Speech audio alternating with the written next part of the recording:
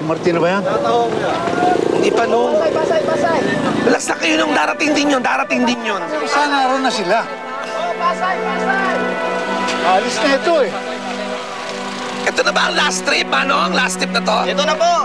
Pasay! Pasay, paano ka? Nagmula kayo niya po!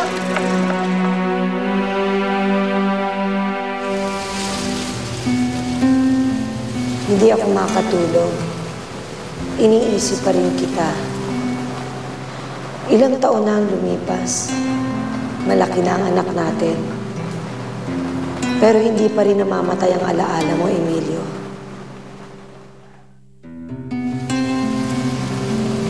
At kapag nakikita ko si Martin, mas naaalala kita. Naiisip ko ang pamilya nating pinangarap. Ano, pangarap ka na? Simple lang naman ang gusto ko eh. Gusto kong magkaroon ng masayang pamilya.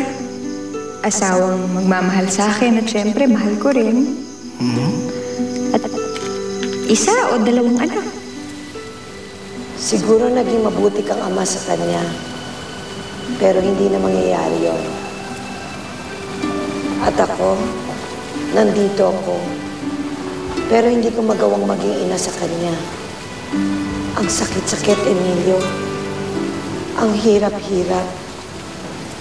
Gusto kong maging ina kay Martin. Pero hindi ko magawa.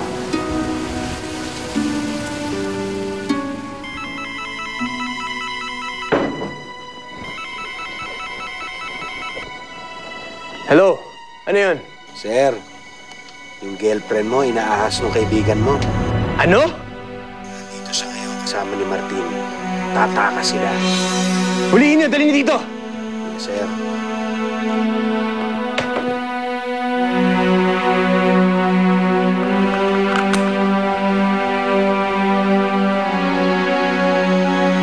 Oji, handa ka na ba?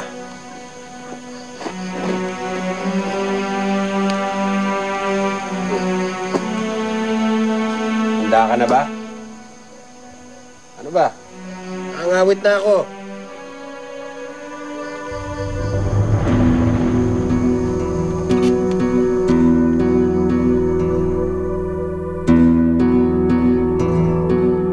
Tao po!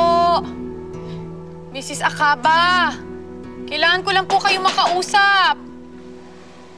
Tao po! Please naman po!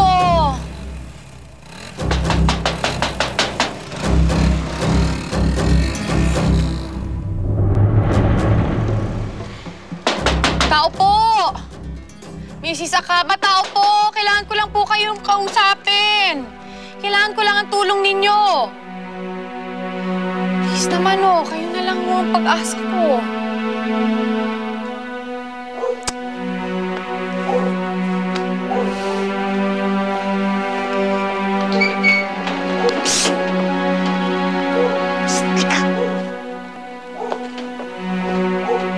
Ako po? Bakit may iba pa bang tao? Bilis, pasok! Bilis! Sarado mo yung gate! Tawan mo ko! Martin! Louie! Bitawan mo ko, Bonji! Pinagkatiwalaan kita, ginawa mo akong tanga! Papatayin kita ngayong gabi!